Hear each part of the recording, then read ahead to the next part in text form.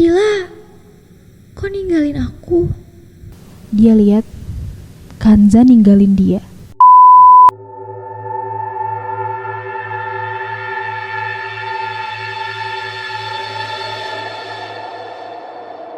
Halo Civitas, balik lagi di Hororific, podcast yang bakal nemenin malam Jumat kamu dengan cerita-cerita horor tentunya, dan pastinya bikin merinding. Bareng gue Cey Dan gue Devina. Malam ini kita bakal bahas kisah dari seorang mahasiswa Unisba tentang pengalaman horornya saat ikut pesantren mahasiswa baru di kampus B. Udah siap? Kalau belum, siap-siap aja, karena cerita ini bakal bikin kalian mikir 2 kali buat tidur sendirian. Jadi, di Unisba tuh setiap mahasiswa baru wajib ikut pesantren mahasiswa baru, alias pesantren maba. Ini tuh bagian dari proses penerimaan mahasiswa baru, dan juga buat lebih mengenal kampus. Kegiatannya tuh berlangsung selama seminggu, dan yang bikin beda, mereka harus nginep di kampus B. Nah, kampus B ini lokasinya tuh agak jauh dari pusat kota, dikelilingi hutan. Harusnya sih kegiatan ini penuh ketenangan ya, belajar agama, mendekatkan diri kepada Tuhan. Tapi ternyata vibes-nya malah berbanding terbalik. Banyak banget cerita horor yang beredar tiap tahun, bahkan ada foto-foto serem yang tersebar di kalangan mahasiswa. Salah satu aturan yang wajib dipatuhi adalah dilarang pergi berdua aja. Iya, katanya sih gitu. Kita nggak pernah tahu siapa yang sebenarnya jalan bareng kita. Nah, cerita ini terjadi di hari keempat pesantren maba. Saat itu udah mulai banyak nih mahasiswa yang sakit karena kecapean. Tidurnya pun gak nyaman. Satu kamar bisa diisi sampai 24 orang dan kasurnya itu bertumpuk. Salah satu mahasiswa yang ngasih cerita ini bilang kalau misalnya dia tuh kebangun sekitar jam 1 pagi. Awalnya dia mau paksa tidur lagi, tapi pas dia buka mata, dia lihat sosok hitam tinggi besar lagi jalan ke arahnya dari arah pintu. Awalnya dia kira itu temennya, tapi makin diperhatiin, makin sadar kalau sosok itu tuh tinggi banget, jauh lebih tinggi daripada manusia biasanya. Dia tuh langsung buru-buru nutupin diri pakai selimut, pura-pura gak lihat apa-apa. Dan lebih seremnya lagi, besoknya ada kejadian yang gak kalah mengerikan. Nah, di hari kelima, 2 temannya tuh ngalamin kejadian aneh pas mau ke masjid. Mereka berdua tuh kesiangan dan terpaksa harus jalan berdua. Padahal mereka tahu aturan gak boleh jalan berdua. Tapi ya gimana? Udah telat. Akhirnya mereka sepakat buat gak ninggalin satu sama lain.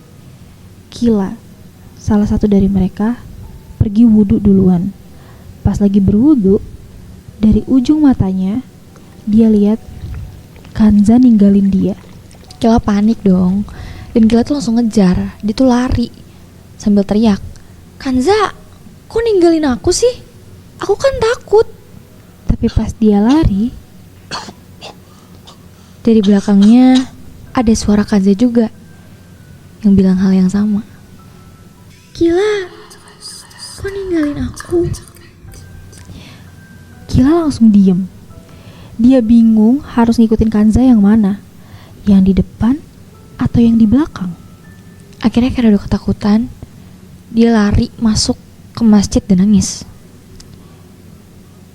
Malam itu belum berakhir. Pas mereka balik ke kamar, sosok hitam yang sama itu muncul lagi. Tapi kali ini lebih serem. Dan dia tuh gak cuma berdiri di pojokan. Sosok itu tuh mulai mendekat dan megang salah satu tangan dari mereka. Temen kita yang ngalamin ini udah ketakutan banget. Mau teriak tapi gak bisa. Temennya yang lain yang sebelumnya udah tidur tiba-tiba kebangun dan nangis.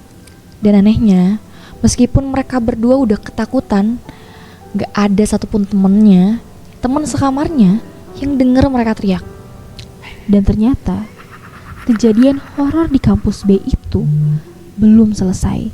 Di hari ke-6 terjadi sesuatu yang lebih mengerikan lagi nih. Beberapa mahasiswa tiba-tiba kesurupan. Awalnya ada salah satu mahasiswa yang tiba-tiba jatuh pingsan pas lagi duduk di aula. Lalu gak lama satu persatu mahasiswa lain mulai teriak tanpa sebab.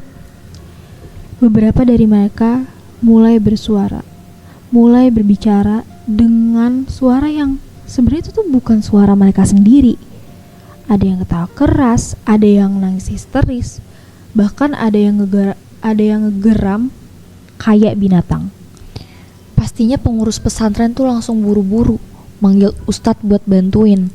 Tapi anehnya pas ayat suci diperdengarkan, bukannya tenang, malah makin banyak yang ikut kesurupan. Suasana saat itu benar-benar sangat kacau. Mahasiswa yang gak kesurupan pun jadi ketakutan dong. Beberapa ada yang pingsan karena ya shock di posisi tersebut. Butuh waktu berjam-jam juga buat sampai akhirnya semua bisa ditenangkan. Tapi pertanyaannya, kenapa kejadian ini tuh selalu berulang setiap tahunnya? Gimana sih Vitas menurut kalian? Ceritanya serem banget gak sih? Apalagi kalau misalkan kalian sendiri yang ngalamin. Jadi menurut kalian gimana nih? Apa sih sebenarnya yang ada di kampus B ini? Dan kalau kalian punya cerita horor lainnya atau pernah ngalamin kejadian yang serupa, jangan ragu buat kirim ke kita ya. Jangan lupa dengerin Hororific di Spotify dan YouTube-nya Podcast Kampus. Dan sampai ketemu lagi di episode Hororific berikutnya. Selamat malam dan hati-hati kalau tiba-tiba suasana sekitar kalian jadi aneh.